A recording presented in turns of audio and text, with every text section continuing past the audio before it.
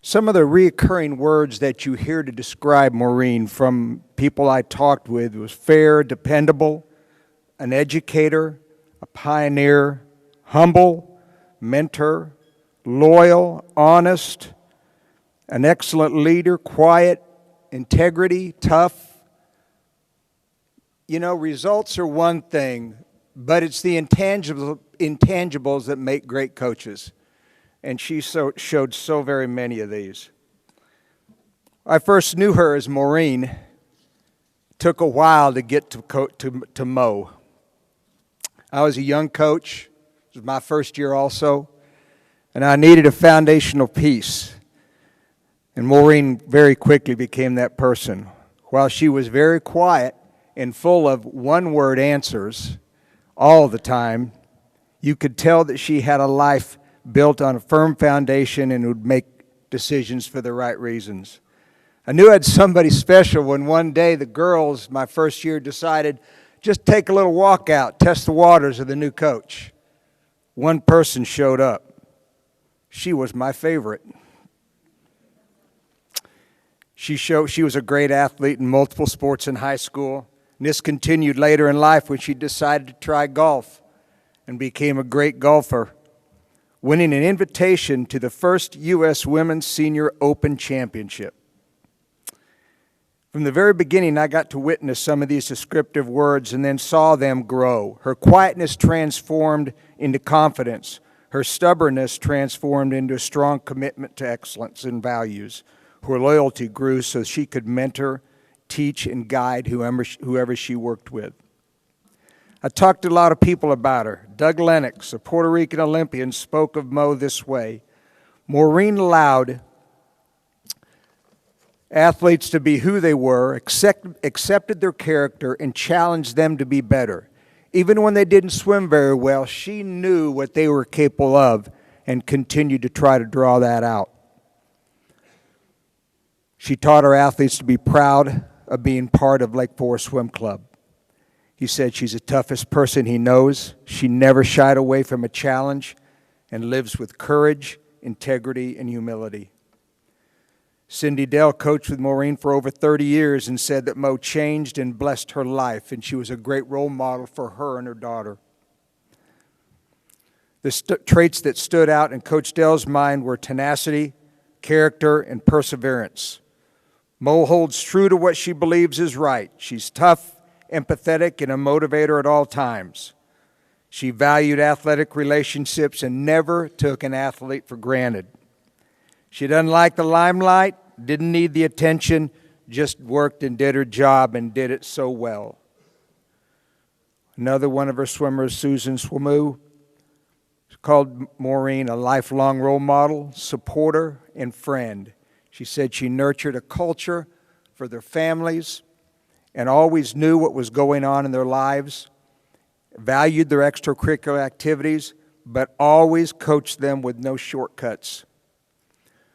Mo made it about them, never about herself, and she taught them about life and not just about swimming. A couple of her teammates, the University of Kansas, Joni Wilson and Janet Lindstrom, spoke of Mo's positive attitude, loyalty to the team, and her never complain about it but fix it attitude. We never wanted to disappoint Mo because she never disappointed us. She had a great sense of humor that kept us rolling in laughter at just the right time. They both said Mo's attitude was the foundational building piece of our conference domination for years. Probably the coach that knew her best was Michael Lawrence. And he said he didn't know of anybody more brave, fair, humble than Maureen. Michael was always impressed with her integrity and her ability to stand her ground. She was a quiet leader, but when she stood up for an individual or a cause that she believed in, she did it with such quiet power that she could silence a room. She didn't judge athletes or parents. She just coached with her values. She always challenged herself, her swimmers, and her staff. Coach John Wooden stated, "Success is never final, failure never fatal. It's courage that counts. And Michael said if there's an example of Midwest grit, it's Coach Maureen Sheehan. It's my honor to introduce you to Coach Maureen Sheehan.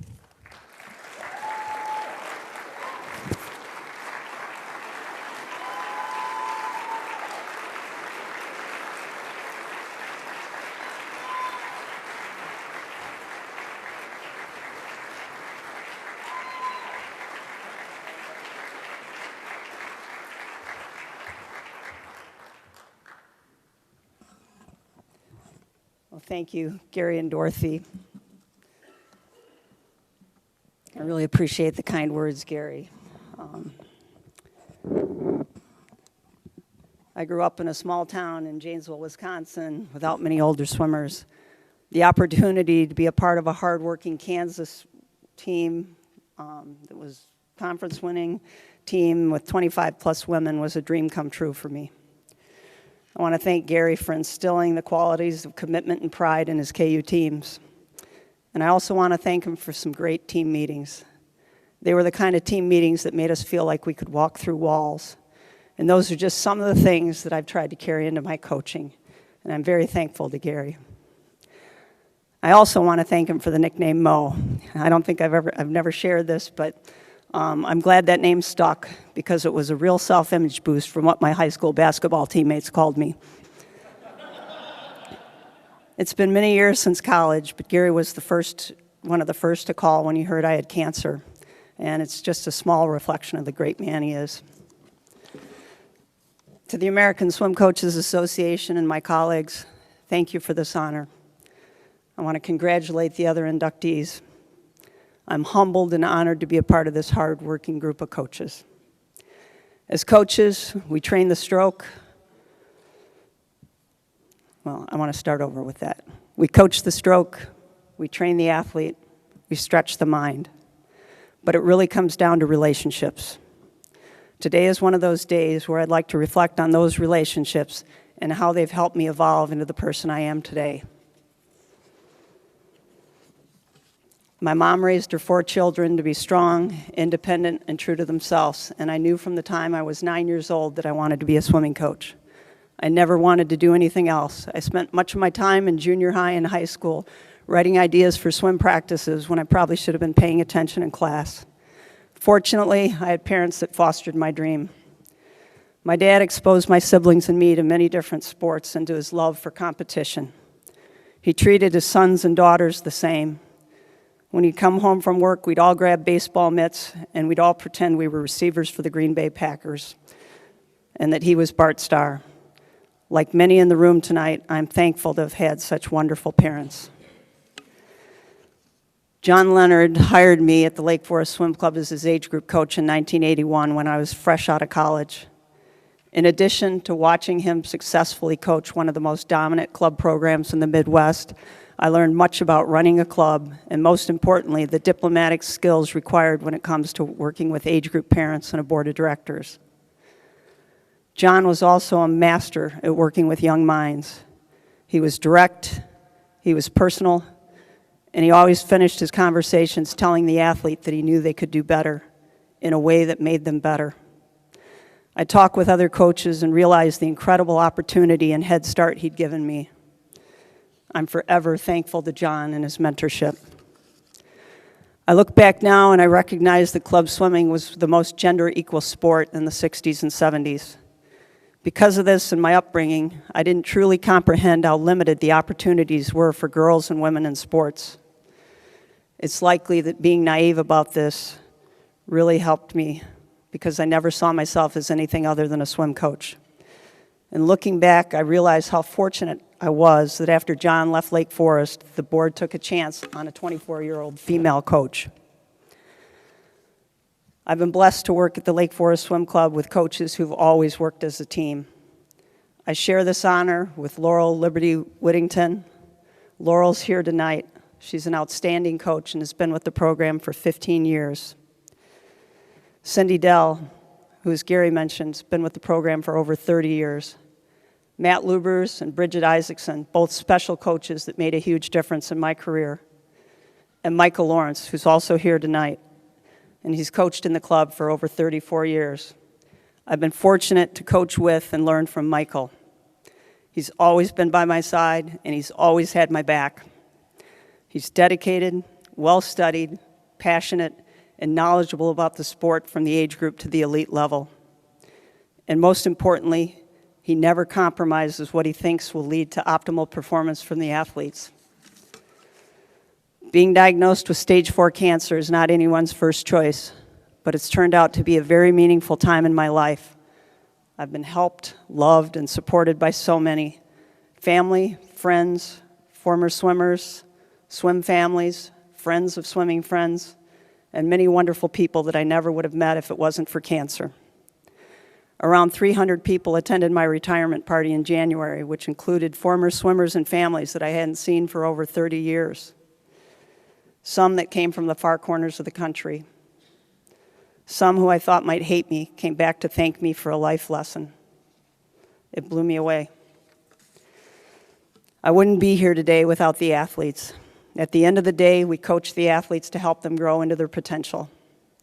I've been lucky to coach many outstanding young people who've gone on to become great citizens with accomplished careers and wonderful families. I want to thank them for allowing me to be a part of their swimming and for allowing me to be a part of their lives. Ginger Baird Ferry is one of those swimmers, and she's here today. Ginger represents the reason I love being a swimming coach. She was an athlete that bought into the program and worked hard. Ginger was a big contributor on the first state championship team that I coached in 1985. Then you have swimmers that possess those same traits, as well as the God-given talent, determination, and will to go on and succeed at the national and the Olympic level. Doug Lenox, who's also here tonight, is one of those swimmers. Doug and his sister Christina, as Gary mentioned, were 2008 Olympians for Puerto Rico. When Doug was a young swimmer, he had a nutty, fun side to him, and he still has it today. I'm really proud of Doug. It's wonderful to see him now as a talented assistant coach at Princeton. In addition to Gary at Kansas, I want to thank some of the other coaches who coached me and helped foster my love for coaching. First was Charlie Knipp. After retiring as a Marine Sergeant, he became my grade school and junior high physical education and sports coach. He was the king of calisthenics, and he gave me a love for fitness. Jeff Moore, who was my first age group coach. Jeff worked full-time on the assembly line at General Motors for money, but he coached at the Janesville YMCA for the love of swimming. Jeff went to Australia and studied under Forbes Carlyle. He came back with all kinds of new training ideas and had no problem throwing 20K days at some low-talent high school kids. We all got better. Joan Domish, who's here today, as well as her daughter, Coach Sherry Zimdars, coached my brothers in Janesville for many years. And although I only swam with Joan for a short time, I have great respect. Not many coaches will ever match her production of national-level swimmers from a small town in the Midwest. And Jack Pettinger, a tough-as-nails coach with a heart like butter.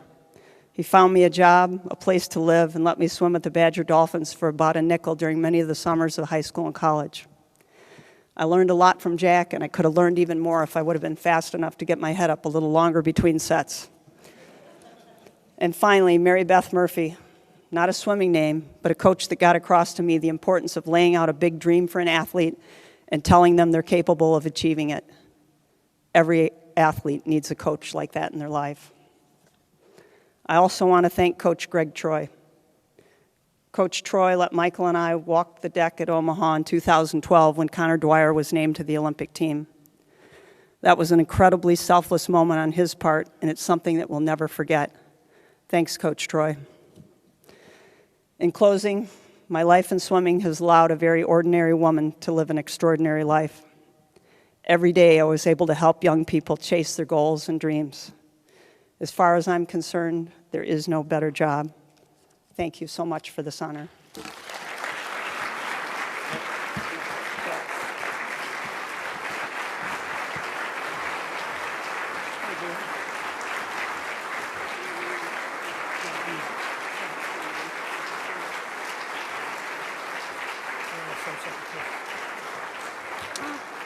I want to make one comment and make something really clear. When Maureen came to Lake Forest Swim Club, I didn't mentor her, she mentored me. And she made me a better coach and a better person. And Maureen, I love you.